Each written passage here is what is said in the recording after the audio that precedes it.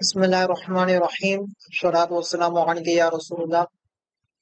آج جو ہے وہ میں آپ کو بتاؤں گا کہ جماعت کے کیا فضائل ہیں، اس کے متعلق کچھ نہ کچھ انٹروڈکشن آپ کو دوں گا۔ تو اس سے پہلے جو ہے وہ درود پاک کی فضیلت جو ہے وہ سماعت فرمانے کہ اللہ پاک کے آخری نبی صلی اللہ تعالی علیہ وسلم نے ارشاد فرمایا کہ اللہ پاک کے خاطر آپس میں محبت رکھنے والے جب آپس میں ملیں اور ہاتھ ملائیں اور نبی صلی اللہ تعالی علیہ وسلم پر درود پاک بھیجیں تو ان کے جدا ہونے سے پہلے دونوں کے اگلے پچھلے گناہ بخش دیے جاتے ہیں۔ اسی طرح جو وہ اللہ تعالیٰ کی رحمت سے ہمیں جو وہ اللہ تعالیٰ نے جو وہ بے شمار انعامات عطا عطا فرمائے نا، تو اس میں سے ایک نماز بھی جو ہے وہ ایک عظیم الشان انعام ہے۔ اسی طرح جو ہے وہ نماز کی جماعت کی دولت بھی جو ہے وہ کوئی معمولی سا جو ہے وہ انعام نہیں ہے۔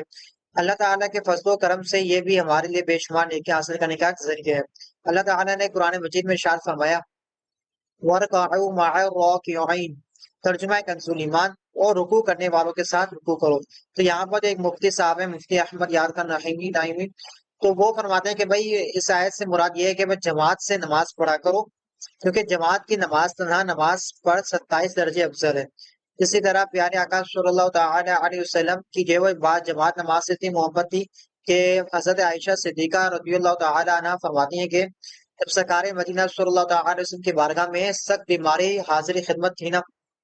تو حضرت بلال آپ صلی اللہ تعالی علیہ وسلم کو نماز کی اطلاع دینے کے لیے حاضر ہوئے، تو ارشاد فرمایا ابو بکر سے کہو کہ لوگوں کو نماز پڑھائے۔ پھر جب حضرت سیدنا ابو بکر صدیق رضی اللہ تعالی عنہ نماز پڑھانے میں مشغول تھے، اس دوران آپ صلی اللہ تعالی علیہ وسلم نے اپنی مبارک طبیعت میں کچھ بہتری محسوس فرمائی تو اٹھ کر دو شخصوں کو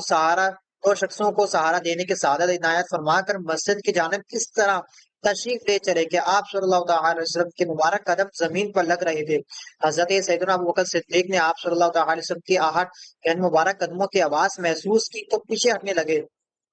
آپ صلی اللہ تعالی علیہ وسلم نے انہیں اشارہ کیا کہ پیچھے نہ ہٹو۔ پھر آپ صلی اللہ تعالی علیہ وسلم حضرت سیدنا ابو بکر صدیق کے بائیں یعنی لیفٹ جانب بیٹھ گئے۔ حضرت سیدنا ابو بکر صدیق کھڑے ہو کر اور آپ صلی اللہ تعالی علیہ وسلم بیٹھ کر نماز پڑھ رہے تھے۔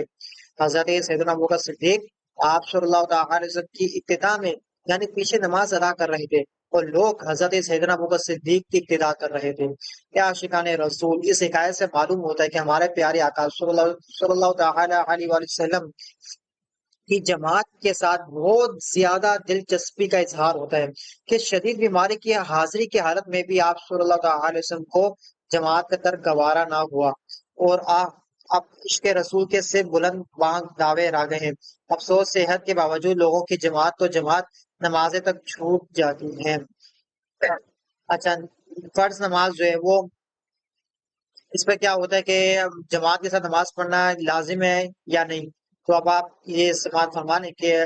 نماز سے جماعت کے ساتھ جو نماز پڑھنا یہ واجب ہے، کس پر ہے؟ ہر عاقل یعنی جو عقل مند انسان ہے، اس طرف جو بالغ ہو چکا ہے، اسی طرح حر یعنی آزاد، اور قادر یعنی جو قدرت رکھتا ہے، جو پاور رکھتا ہے، اس مسلمان مرد پر جماعت سے نماز پڑھنا کیا ہے؟ واجب ہے۔ اور بلا عذر یعنی کہ جان بوجھ کر بغیر کسی مجبوری کے جان بوجھ کر ایک بار بھی جماعت سے چھوڑ دی نا تو وہ گناہگار ہے، اور کئی بار چھوڑے تو وہ فسق ہے۔ بلکہ علماء کرام کی ایک جماعت ہے جس میں حضرت سیدنا امام احمد بن حنبل بھی شامل ہے،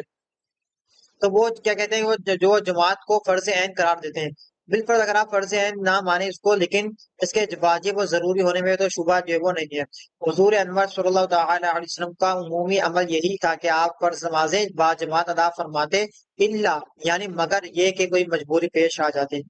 اچھا، اسی طرح امیر المومنین حضرت سیدنا عمر فاروق اعظم رضی اللہ تعالی عنہ فرماتے ہیں کہ میں نے نبی پاک صلی اللہ تعالی علیہ وسلم کو فرماتے ہوئے سنا، اللہ پاک با جماعت نماز پڑھنے والوں کو محبوب یعنی پیارا رکھتا ہے۔ تو یہ جو ہے وہ ہمارے پاس جو ہے وہ جماعت کی جو ہے وہ حوالے سے تھا۔ اسی طرح جو ہے اب آج کل کے لوگ کہتے ہیں کہ بھائی ہماری جو ہے دعائیں قبول نہیں ہوتی، تو آئیے میں آپ کو جو ہے دعا قبول ہونے کا ایک نسخہ بتاتا ہوں کہ حدیث پاک میں ہے کہ حضرت سیدنا ابو سعید خدری رضی اللہ تعالی عنہ بیان کرتے ہیں کہ اللہ پاک یا آخری نبی صلی اللہ تعالی علیہ وسلم کا فرمان علی شان ہے، جب بندہ با جماعت نماز پڑھے پھر اللہ پاک سے اپنی حاجت یعنی ضرورت کا سوال کرے تو اللہ پاک اس بات سے حیا فرماتا ہے کہ بندہ حاجت پوری ہونے سے پہلے واپس لوٹ جائے۔ تو ہمارے جو آڈینس ہے ان کو میں بتاتا چلوں کہ بے شک جو ہے وہ حاجت پوری ہونے کے لیے صلاۃ الحاجات پڑھنا، یہ جو دیگر وظائف ہیں یہ بھی جو ہے وہ اچھی بات ہوتی ہے، لیکن جماعت کے ساتھ جو نماز فرض ادا کر کے اپنی حاجت کے لیے دعا مانگنا، یہ بہترین جو ہے وہ عمل ہے۔ اسی طرح مرد کی نماز مسجد میں جماعت کے ساتھ گھر میں اور بازار میں پڑھنے سے 25 درجے زائد ہے نا۔ اسی طرح ایک اور حدیث پاک میں جس میں نبی پاک صلی اللہ تعالی علیہ وسلم شاہ فرمایا، نماز با جماعت تنہا نماز پڑھنے سے 27 درجے بڑھ کر ہے۔ تو اس سے ہمیں معلوم ہوتا ہے کہ ہمیں جو ہے وہ نماز جو ہے وہ جماعت کے ساتھ پڑھنی چاہیے، اور اگر کوئی مجبوری نہیں ہے